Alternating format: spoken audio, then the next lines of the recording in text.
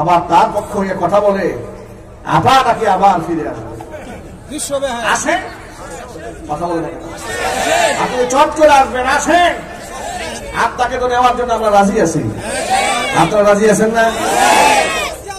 আপনি চট করে কেমনে আসবেন? সাধারণ একটু লাইভে এসে একটা বক্তব্য দিবেন, এই পাপে একটু আপনি নাই হয়ে গেছেন, ঠিক না? এই পাপে যদি বুলডোজার খান, যদি দেশে ঢুকতে যান অবস্থাটা হবে কি? আপনি মনে করেছেন আমরা বিভক্ত হয়েছি, মনে আছে আমাদের সব মনে আছে, কিছু ভুলে যায় না। মনে রাখবেন এদেশের মানুষ তারা বিভিন্ন রাজনৈতিক স্বার্থে বিভক্ত থাকলেও ভারতের আধিপত্যবাদের বিরুদ্ধে এবং স্বৈরাচারী হাসিনার স্বৈরতন্ত্রের বিরুদ্ধে গোটা জাতি এখনো পর্যন্ত ঐক্যবদ্ধ আছে। আপনারা কি ঐক্যবদ্ধ আছেন? কারা কারা আছেন তো হাত দেখতে চায়।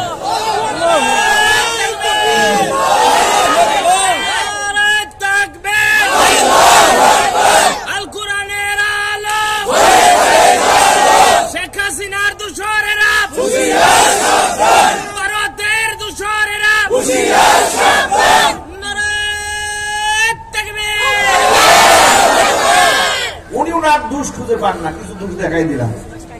এগুলা সব হেডলাইন মোটা দাগের, আর গোপনে কত আকাম করছে এটা আল্লাহ ছাড়া কেউ জানে না। কথা বলেন ভাই। সে বলেছে ভারতকে যা দিয়েছি ভারত কোনদিন ভুলতে পারবে না। আসলেই ভুলে নাই ভারত, ঠিক কিনা বলেন? আসলেই ভুলে নাই। গোটা পৃথিবীতে যখন এই নিকৃষ্ট মানুষটাকে কেউ জায়গা দেয় না, ওরা পৃথিবী আল্লাহ পাক সংকীর্ণ বানাই দিয়েছেন। কোরআন শরীফের সূরা তাহার একটা আয়াত আমার মনে পড়ে, কষ্ট হচ্ছে আপনাদের? আল্লাহ রাব্বুল আলামিন সূরা তাহা শেষ দিকে হিফজুল কোরআন এই কপির মধ্যে 16 নম্বর কোরআন 19 নম্বর পৃষ্ঠার একেবারে শেষ আয়াতে আল্লাহ পাক বলছেন, وَمَنْ أَعْرَضَ عَنْ ذِكْرِي فَإِنَّ لَهُ مَعِيشَةً ضَنكًا وَنَحْشُرُهُ يَوْمَ الْقِيَامَةِ أَعْمَى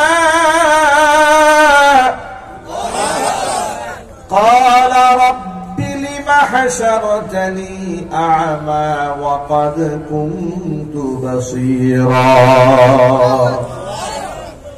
قال كذلك أتتك آياتنا فنسيتها وكذلك اليوم تنسى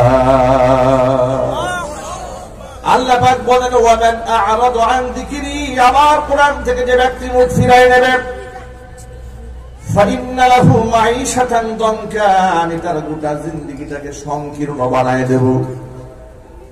মানে দুই কতুল আরদু বিমা রহবাত, জমিন প্রশস্ত হওয়ার পর আল্লাহ পাক তাদের জন্য সংকীর্ণ বানায় দেবেন।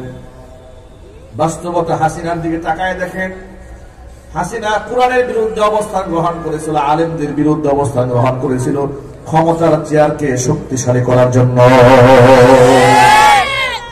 হিন্দুত্ববাদ প্রতিষ্ঠার জন্য সে নিজে আন্দোলন করেছে, মুসলমানদের অধিকারকে হরণ করেছে, আলেমদেরকে স্বাধীনভাবে বয়ান করতে দেয় নাই।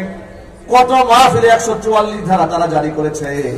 পাপের প্রায়শ্চিত্ত হাসিনা এবং তাদের নাতি পুতিদেরকে অবশ্যই ভোগ করতে হবে। কোরআনের মাহফিলগুলোর মধ্যে বাধা সৃষ্টি করেছে, ঠিক না?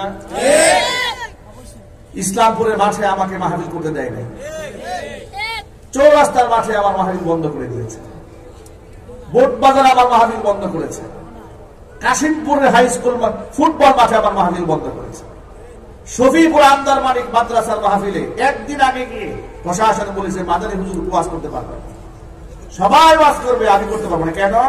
আমি তোমাদের পাকা ধানে মই দিয়েছিলাম, আমাকে সহ্য হয় না। কারণ কি জানেন? ওরা যখন আলেমদের কোমরে রশি বাঁধতো আমি ওদের প্রতিবাদ জানাতাম। কথা বলতে হবে, ঠিক কিনা বলেন? তখন আমি কথা বলেছি, মামুনুল হক হাফিজাহুল্লাহকে সস্ত্রীক যখন মানুষের সামনে লাঞ্ছিত অপমানিত করেছিল, সবার আগে বাংলাদেশে আমি প্রথম জবান করেছিলাম। আমি তাদের শত্রু হয়ে গিয়েছি, ঠিক না? ওরা শরীয়ত বিরোধী আকাম করবে, আর আমরা প্রতিবাদ করলে আমরা মৌলবাদ হয়ে যাই, জঙ্গিবাদ হয়ে যায়, উস্কানিমূলক নাকি কথাবার্তা বলি। তো কার বিরুদ্ধে উস্কানি দিয়েছে? আমাদের 16 বছরের বক্তব্য রেকর্ড আছে। তোমরা শরীয়ত বিরোধী কাজ করেছ, তোমাদের সেই সমস্ত অন্যায় প্রতিবাদ করেছি। আর এই অন্যায়ের প্রতিবাদ করা এটা আল্লাহর পক্ষ থেকে জিম্মাদারি। যে আলেম এটা পালন করবে না, সে আলিমকে কিয়ামতের ময়দানে আল্লাহর দরবারে আসামি হয়ে যেতে হবে।